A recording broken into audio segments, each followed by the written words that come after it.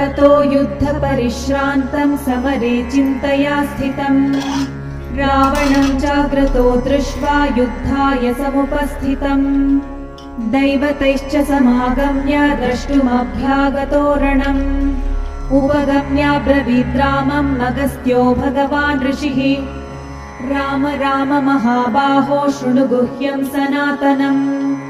येन सर्वनरीन् वत्स समरे विजयिष्यसि आदित्यहृदयं पुण्यं सर्वशत्रुविनाशनम्